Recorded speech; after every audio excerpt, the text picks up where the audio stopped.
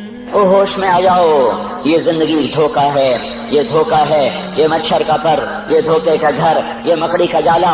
चढ़ता सूरज मत देखो, डूबते सूरज को देखो, देखते नहीं और सुबह की रानाइयां वो अभी अपना नशा उतार नहीं पाती कि एकदम मगरिब का उफक उनको दबोच कर सारी रौनक को छीन लेता है और उसकी रौनक को अंधेरों में बदल देता है, दिन की चमक दमक को स्याहियों में बदल कर रात आने वाली, शाम आने वाली, डूबने वाला सूरज वो पुकार पुकार के कहता है ये धोखे का घर है, इसके चक्कर में ना पड़ना। आज शीशों के सामने खड़ा हुआ जवान क्या लड़की क्या लड़का कभी यूं देखता है, कभी यूं देखता है, कभी यूं देखता है, कभी यूं देखता है, कभी एक अंधा कभी एक अंधा, पीछे भी शीशा लगाया हुआ है, पीछे से भी देखता है, आगे से भी देखता है, ऊपर शीशे करके देखता है, दाएं जाविये से देखता है, बाएं जाविये से देखता है, कभी अपनी आंखों को देखता है, कभी अपने माथे को देखता है, कभी अपने गाल देखता है, अपने हुस्न पे इतराता है और अपनी तारीफ का तलबगार बनता है। चंद सुबहें चंद शामें, बस चंद सुबहें चंद शामें, फिर क्या हुआ? देखो देखो आज मकड़ियां आ गईं, बुढ़ापे की मकड़ियां आ गईं और उन्होंने बुढ़ापे की झुर्रियों का ताना बाना बुन दिया है। अब उसे कहते हैं शीशा देखोगा तो मैं नहीं देखता। आज वो शीशा देखने की सकत नहीं, मुझे शीशा ना दिखाओ, ये मैं नहीं हूँ, ये मैं नहीं, ये तू ही है। नहीं मेरी तो बड़ी जवानी थी, बड़ा हुस्न था, मैं तो वक्त की जुलेखा थी, मैं तो वक्त का यूसुफ था। तो आज देख तो सही, तेरा ही चेहरा है। ये झुर्रियां कहाँ से आई? ये बुढ़ापे की मकड़ियों ने किस वक्त हमला किया? तूने तो बड़े जोर लगाए थे कि बुढ़ापा न आने पाए, चेहरे की रौनक न जाने पाए, लाखों किस्म के तुमने मेकअप के सामान खरीदे और किन किन मशक्कतों से तूने अपने जिस्म को संवारा बनाया, पर तू आज अपना चेहरा क्यों नहीं देखता? आज नजरें, वो नजरें हिरनी जैसी आंख, उसकी तो हिरनी जैसी आंख, आज वो आंख का पपोटा ही नहीं उठ रहा, आंख उठने से इनकार कर रही है, आंख उठने से इनकार कर रही है और उसकी तो बड़ी नाजो अंदाज वाली चाल है और आज उससे कदम नहीं उठाए जा रहे, आज उसको व्हील चेयर पे बिठाया जा रहा है। वो मुझे नसरुल्लाह भट्ट मिला, पहले फिल्मों में काम करता था, अब तो माशाल्लाह 3 चेहरे लगे, बड़ी दाढ़ी। तो ये उस जमाने में, हमारे जमाने में फिल्मों में काम करता था, तो कहने लगा मैं 3 मन की बोरी को यूं उठा के फेंक देता, 2 उंगलियों में पकड़ के यूं उठा के फेंक देता था, आज मुझसे खुद जमीन से ऊपर उठा नहीं जा रहा है। हाँ ये मेरे भाइयों, आने वाली सुबह और शामें वो अपने चेहरे हमें ओपरे नजर आते, नहीं मैं नहीं, तू ही है। मेरी जवानी कहाँ गई? उसे दुनिया खा गई। मेरी रौनकें कहाँ गई? उसे दुनिया ले गई। मेरा हुस्न कहाँ चला गया? वो शाम के साथ ढल गया। मेरी जवानी कहाँ चली गई? वो ढल गई रात के साथ, शाम के साथ। यहाँ का हर फूल खिलने नहीं पाता कि वो मुरझा जाता है, बाहर आने नहीं पाती कि फिजा के थपेड़े उससे धक्का देकर दरख्तों को नंगा कर देते हैं, मुस्कुराहटें आ नहीं पाती कि आंसुओं की रिमझिम बरसात शुरू हो जाती है, खुशियां आंगन में कदम पहले रखती हैं और गम आकर उसको धक्का देके वो जाके फेंकते हैं। उनका आना बाद में होता है, गम पहले से आकर एक मार के उठा के वो फेंकता है। कहीं शादियों के नगमे न सुना करो, जाओ रोने वालियों के नौहे सुनो, नाचने वालियों के गाने न सुनो, बैन करने वालियां उन माओं के बैन सुनो जिनके जवान लाल उनकी आंखों के सामने मैयत बन के पड़े होते हैं, उन औरतों के नौहे सुनो जिनके जवान खामिन उनके सामने छोटे छोटे बच्चे छोड़ के जाकर कब्र का सफर शुरू कर रहे होते हैं। उन बापों के जाकर उनकी गम गैस दास्तानें सुनो मेरे भाइयों, जिनके जो खुद कहते थे या अल्लाह मुझे मौत दे दे, वो बैठा सिसक रहा है और जवान बच्चा कंधों पे उठाकर वो जनाज़ा कब्र में ले जाया जा रहा है। यहाँ के राग न सुनना, धोखा खा जाओगे। यहाँ के होटलों में न जाना, वो सब धोखा फरेब है, मुस्कुराहटें धोखा हैं। और यहाँ के होटल वो ईमान को बर्बाद करने के अड्डे हैं, वहां न जाना, वहां हर चीज मसनूई है। लौट के कब्रिस्तान जाना, शिकस्ता कब्रें, वीरान कब्रिस्तान, टूटी हुई कब्रें, उखड़ी हुई कब्रें और झुकी हुई कब्रें, वो सीधा कब्रें, फंसी हुई कब्रें। हाय हाय, एक कब्र कहेगी मैं भी कब्रों किसी का सर पर गुरूर था। मैं मैनी शरीफ के कब्रिस्तान से गुजर रहा, एक जगह फातिहा पढ़ने जा रहा, मैं कब्रिस्तान के दरमियान से गुजरा ताकि कुरान पढ़ता हुआ दाएं बाएं सबको ईसाले सवाब करता जाऊं। अल्लाह की कसम मैं नहीं जानता कौन है क्या है, एक कब्र ने मेरे पांव रोक लिए, उसकी बेबसी ने, उसकी हसरत ने, उसकी बोसीदगी ने, उसकी उदासियों ने, उसके गमों ने मेरे पांव रोक लिए। मैं तो अपने ध्यान में जा रहा हूँ, मेरा अपना अजीज है, मैं उस पर फातिहा पढ़ने जा रहा हूँ, मुझे नहीं पता कौन मरा हुआ है। और उसकी कब्र की वीरानी ने, बोसीदगी ने, ओए होए होए, मेरे पास अल्फाज नहीं है कैसे वो नक्शा बयान करूं कि चलते हुए कदम मेरे रुक गए और मैं ऐसे खड़ा होकर कब्र को देखने लगा और मैं बेसाख, मुझे यूं लगा जैसे कब्र का एक जर्रा कह रहा हो इधर भी कुछ पढ़ते जाओ, यहाँ कोई कभी नहीं आया। ماؤں کو دفن کرنے کے بعد اولادیں بھول جایا کرتی ہیں، ماؤں کی گود میں برسوں کھیلنے کے بعد پھر یاد میں نہیں رہتا کوئی ماں تھی، باپ کے کندھے پر برسوں سواری کرنے کے بعد یاد نہیں رہتا کوئی ہمارے لیے گھر بنا گیا تھا، زمینیں چھوڑ گیا تھا، جائیدادیں چھوڑ گیا تھا، وہ ایک محرم میں چلے جاتے ہیں۔ اگر یہ رسم نہ ہوتی تو شاید کوئی قبروں پہ بھی نہ جاتا۔ اپنی مصروفیتیں، جب آدمی خود باپ بنتا ہے باپ بھول جاتے ہیں، جب خود بچی ماں بنتی ہے مائیں بھول جاتی ہیں، جب اپنی دوستیاں بنتی ہیں بھائی بھول جاتے ہیں، کون مرے ہوئے کو یاد رکھتا ہے؟ یہ فنا کی جھوک ہے، مٹ جانے کا مقام ہے، کوئی کسی کو یاد نہیں کرتا۔ حضرت علی نے فرمایا تھا حضرت فاطمہ کو دفن کرنے کے بعد لكل اجتماع من خليلين فرقة وكل الذي قبل الممات قليل۔ آج فاطمہ کو دفن کرنے کے بعد مجھ پر یہ بات کھل گئی ہے، کوئی کسی کا ساتھ نہیں دے سکتا، کوئی سدا سلامت نہیں رہ سکتے۔ ایسی حسین جوڑی بھی آج بکھر گئی، ایسا حسین جوڑا کوئی دنیا میں کہاں سے لائے گا؟ ایسا جمال کوئی کہاں سے لائے گا؟ ایسی جوڑی کوئی کہاں سے لائے گا؟ علی اور فاطمہ کی جوڑی کوئی دکھائے تو صحیح، کوئی نبیوں کے بعد کوئی ایسی جوڑی بنی ہو، لیکن آج یہ جوڑی ٹوٹ گئی۔ 24 سال کی عمر میں فاطمہ جدائی دے گئی، 24 برس کی عمر میں جدائی دے کے آ رہی۔ ہاں لیکن بھائی ان کا تو مرنا بھی زندگی تھا۔ پانی کے لیے اپنی خادمہ سے فرمایا میرے غسل کا پانی رکھو، خادمہ نے پانی رکھا، خود غسل فرمایا، پھر اس کے بعد چارپائی کو درمیان میں رکھوایا اور کپڑے پہنے اور فرمایا علی اس وقت کہیں باہر نکلے تھے، فرمایا اب میں مر رہی ہوں، میرا غسل ہو چکا ہے، مجھے دوبارہ غسل نہ دینا، یہی میرا غسل ہے اور علی کو بتا دینا، اور وہ گئی۔ ہاں آپ نے کہا تھا حضرت فاطمہ سے میں جا رہا ہوں، وہ رونے لگی، پھر آپ نے پھر کان میں کہا نہیں تو غم نہ کر، سب سے پہلے تو ہی مجھ سے آ کے ملے گی۔ پھر وہ ہنسنے لگی، حضرت عائشہ رضی اللہ عنہا دیکھ رہی تھی، پہلے روئی پھر ہنسی، تو کہا یہ کیا بات ہوئی؟ کہا مجھے میرے باپ نے کہا میں جا رہا ہوں تو مجھے رونا آیا، تو پھر انہوں نے فرمایا تو غم نہ کر، سب سے پہلے تو ہی مجھ سے آ کے ملے گی۔ تو پھر میں خوش ہو گئی۔ باپ کے جانے کے صرف 6 مہینے کے بعد ابا سے ملاقات ہو گئی۔ تو حضرت علی فرما رہے ہیں آج دیکھو ان افتقادی فاطمہ بعد احمد دلیل علی الا یدوم خلیل۔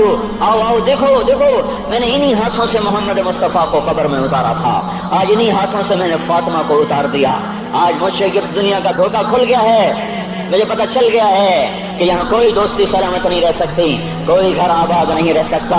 کل بیت وان طالت سلامتها یوم ستدرکہ النکباء والحباب۔ او میرے بھائیو، کوئی گھر کتنا آباد رہے، سلامت رہے، ایک دن آتا ہے کہ مکڑی کے جالوں کے سوا وہاں کچھ نہیں ہوتا، ہواؤں کی سنسناہٹ کے سوا وہاں کچھ نہیں ہوتا۔ اللہ کا واسطہ دیتا ہوں فیصلہ آباد سے دھوکہ نہ کھاؤ، اس کے بازاروں سے دھوکہ نہ کھاؤ، ہوش میں آؤ، ہم غلط جا رہے ہیں۔ اور میرے بھائی اگر مر کے اللہ کے پاس جانا ہے تو اس زندگی سے واپس آؤ، میں اللہ کا اس کے رسول کا واسطہ دیتا ہوں۔ اگر مر کے کہیں اور چلے جانا ہے، اگر مر کے اللہ کے پاس نہیں جانا، یہ اللہ کے رسول کا سامنا نہیں ہے، جو مرضی کرو، پھر ہم بھی چھوڑیں، اب ہمیں بھی کچھ سمجھاؤ۔ ہم کیوں بول کے گلے کی ایک رگ میں درد اتار بیٹھے؟ گھر چھوڑ سارا وجود ہڈیوں میں درد اتر گیا ہے، تو کچھ ہمیں بھی راستہ بتاؤ کہ یہ راستہ ہے، اس پہ موج میلہ بھی ہوگا، اللہ بھی نہیں ملے گا۔ آؤ ہم سب تم پھر ہم بھی مل کر تمہارا ساتھ دیں۔ ہم کیوں ایسے کھاری اٹھائے ہوئے در کی ٹھوکریں کھاتے کر رہے ہیں؟ میرے بھائیو، اور اگر ایسا کوئی راستہ نہیں ہے، اور میں بتا رہا ہوں کوئی نہیں ہے، میرے پاس کوئی مضمون نہیں بیان کرنے کو۔ میں یہ نوجوانوں کو دیکھتا ہوں، میرے بند ٹوٹ جاتے ہیں، میں دیوانہ ہو جاتا ہوں کہ میں ان کے کیسے دلوں میں اتر کر ان کے دلوں کی لگاموں کو اللہ کی طرف پھیر دوں اور اس کے رسول کی طرف پھیر دوں۔ یہ جب گانے بجانے میں ڈوبتے ہیں، جب یہ رقص گاہوں کو چلتے ہیں، جب یہ تاجر غلط تولتے ہیں، اور جب یہ بینک سے قرضے لے کر لمبے نظام بناتے ہیں، پرائز بانڈ خرید کر دعائیں مانگتے ہیں اللہ میرا بانڈ نکل آئے۔ او میرا بھائی، تجھے کیا ہو گیا؟ تو جوئے پر دعائیں کر رہا ہے کہ یا اللہ میرا بانڈ نکال دے۔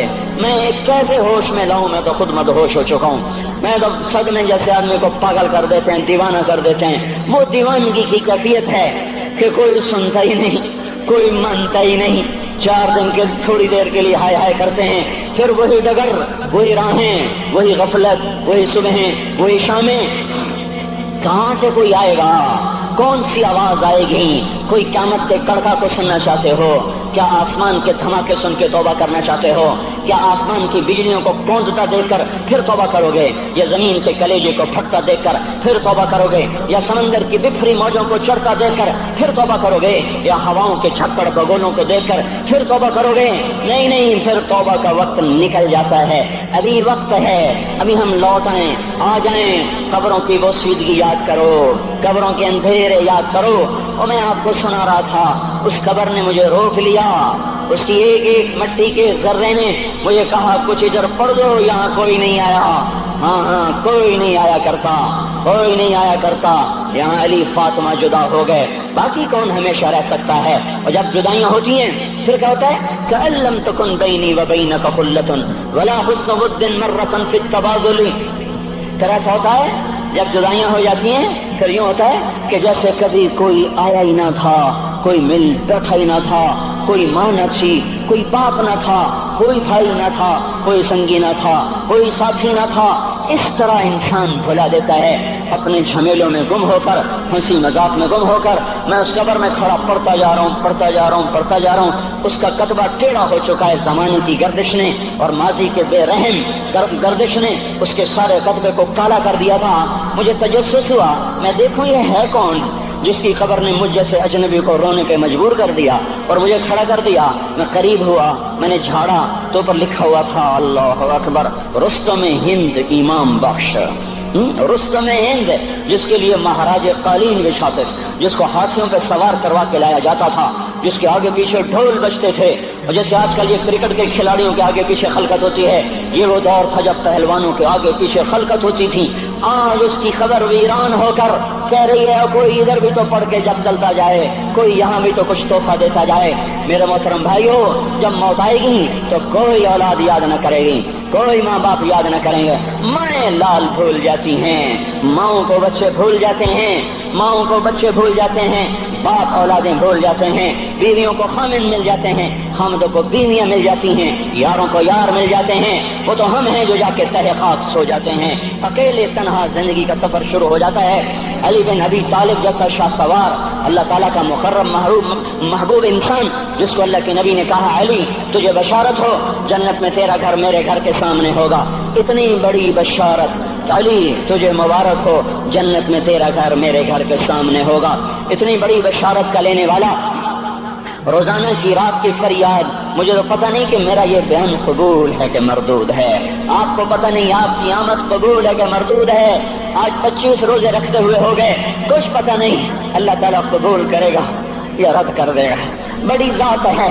آج تک زندگی میں کوئی ایک عمل بھی نظر نہیں آتا جس پر ہم دعویٰ کر سکیں یہ کام تو میرا اللہ کو بڑا پسند آئے گا اور میری بخشش کا سامان ہو جائے گا۔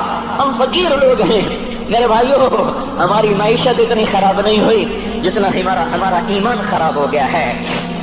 ہمارا فقیر، اس کا چولہا ٹھنڈا ہوا ہے، ہمیں اس کا درد ہے، لیکن اس کے چولہے ٹھنڈے ہونے کا اتنا درد نہیں ہے جتنا اس کے ایمان کی انگیٹھیاں سرد ہو چکی ہیں، جتنا یہ درد ہے، کیونکہ یہ فقر مالداروں کو بھی حاصل ہے۔ یہ فقر پوری دنیا پہ چھا چکا، مالدار بھی فقیر ہیں، دکاندار بھی فقیر ہیں، تاجر زمیندار بھی فقیر ہیں۔ آج جو جتنا بڑا دنیا دار ہے وہ ایمان کا اتنا بڑا فقیر ہو چکا ہے، وہ بھکاری ہو چکا ہے۔ کچھ نہیں ہمارے پاس، کوئی دعویٰ نہیں زندگی بھر کے کسی ایک عمل پر، جن کو جنت کے پروانے مل گئے۔ علی کا گھر میرے گھر کے سامنے، فاطمہ میری بیٹی جنت کی عورتوں کی سردار، حسن حسین جوانوں کے سردار جن کو جنت کے پروانے ملے۔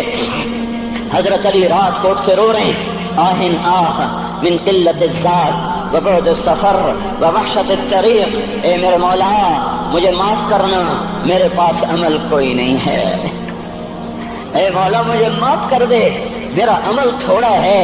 اور میں نے ابھی کیا کہا ہے، میں نے ابھی کیا بتایا آپ کو کہ علی کا گھر نبی کے گھر کے سامنے ہے، تو کچھ تو سوچو، کبھی تھوڑے عمل والا بھی دو جہان کے سردار کے گھر کے سامنے گھر بنا سکتا ہے؟ کبھی تھوڑے عمل والا اتنے مرتبے پہ جا سکتا ہے؟